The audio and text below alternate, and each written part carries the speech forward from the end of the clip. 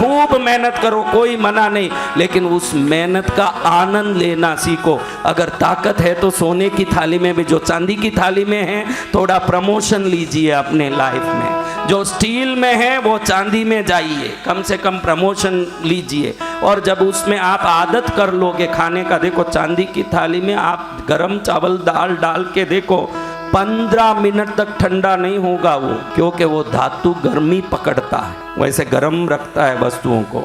और चांदी की धातु में आप खाते रहोगे। आयुर्वेद शास्त्र, मुझे लंदन के पार्लियामेंट में आयुर्वेद रत्न का पद दिया, मुझे लंदन के पार्लियामेंट। कौन सा पार्लियामेंट? हाँ, यूके के लंदन के पार्लियामेंट में मुझे आयुर्वेद रत्न का बिरुद दिया।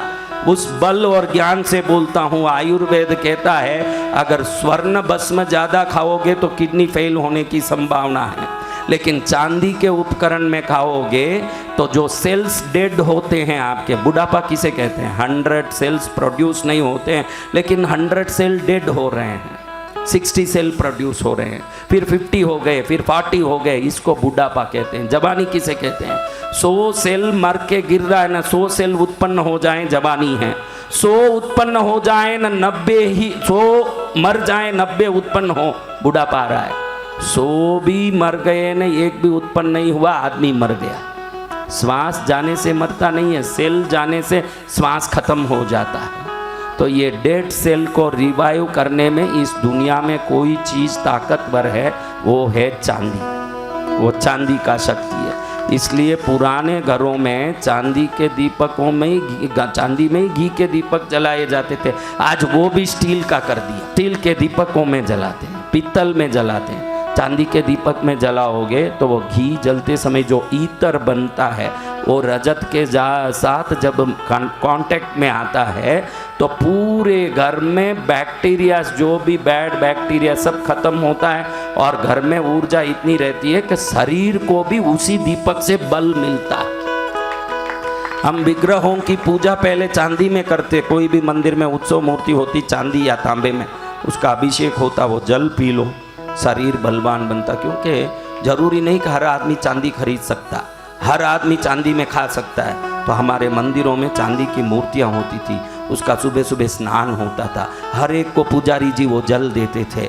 गरीब से गरीब आदमी क्यों ना हो, प्रसाद के रूप में चांदी का जल प्राप्त करता, शरीर को बल प्राप्त करता। ये भारतीय संस्कार था। अब चांदी की मूर्ति रख भी दो, थोड़ी देर में इधर उधर पुजारी इधर उधर किए जब तक मूर्ति गायब हो जाए, इसलिए सब तांबा रखना पड़ा। मंदिरों में भी ठगों की कमी कहाँ है? कमी। तो अपना जीवन को श्रेष्ठ जीना सीखो। अगर आपके पास समृद्धि है, उस समृद्धि को पहले खुद पर उपयोग करो। जिस दिन खुद पर उपयोग करके थक गए, रिश्तों पर उपयोग करो। रिश्तों पर करके थक गए, गायों पर, मंदिरों पर करो, सब पर थक गए तो समझ लो कि भाई ये जितना भी ईश्वर ने दिया वो ईश्वर का, मेरा नहीं, इसलिए थकान आता है इन चीज़ों से। वो ईश्वर का है, वो मेरा है ही नहीं। आपका कोई वस्तु, शरीर देखो, आप कितना भी थकें उसको आप वापस ताज़ा करने के लिए कुछ न कुछ गोली या क्रीम लगाने की कोशिश करते हो कि नहीं? लेकिन कहीं घूम के आते हो, बहुत अच्छा लगा, कुल्लू मनाली शिमला बहुत अच्छा लगा, लेकिन घूम के आते ही थकान महसूस करते हो कि खुशी महसूस करते हो? बोलो। हाँ, एकदम थक के आ गए, सोएं तो बस। क्या आता है? सोएं तो बस। क्यों थकान आता है? वो कच्छ तुम्हारा नहीं है, तुम्हारे अंदर छुपा हुआ ईश्वर का ज्योति जो है वो एक ही तुम्हारा, बाकी सब चीज से थक जाओगे। 100 रसगुल्ला खाओ, 101 में मना कर दोगे। 100 बार घूमने जाओ, 101 में मना कर दोगे। कितना ही अच्छा पिक्चर हो, 4 बार देखोगे, 5वें बार बोलोगे नहीं देखना, कंटाला आ गया। आप आपसे थकते नहीं, बाकी सब चीज से थकते हो। आप आपसे क्यों नहीं थकते हो? आदमी पत्नी से भी थक जाता है, डाइवर्स कर लेता है। बच्चों से थक जाता है, कोई तो बाहर निकाल देता है। कोई बच्चे बाप से थक जाते हैं, बाप को बाहर निकाल देते हैं। लेकिन आज तक कोई खुद से थका है? क्यों नहीं थकता है? क्योंकि खुद के अंदर ही खुद का परमात्मा बैठा है, कभी थकने नहीं देगा। खुद के अंदर खुद का परमात्मा बैठा है, कभी आपको थकने नहीं देगा। उसको रख के सत्य ज्ञान प्राप्त करो, अच्छे कामों में लगो। संत जो प्रेरणा दे रहे हैं गौशालाओं के लिए, मंदिरों के लिए, लगेगा कि क्या जरूरत है और मंदिरों का, हॉस्पिटल बढ़ रहे हैं कि नहीं?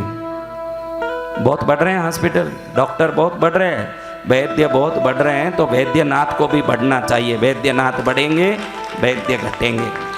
किनको बढ़ना? हाँ, वैद्यनाथ ज़्यादा हो जाएंगे तो वैद्य ज़्यादा नहीं होंगे, वैद्यनाथ ही ज़्यादा हो जाएंगे। कई लोग बोल रहे हैं कि स्कूलों की बहुत ज़रूरत है, हॉस्पिटलों की ज़रूरत है, मंदिरों की क्या ज़रूरत है? स्कूल हॉस्पिटल बनाओ, समाज की सेवा होगी। उन मूर्खों को मालूम नहीं है कि कौन सा संत बोल रहा है कि स्कूल हॉस्पिटल ज़रूरत नहीं है।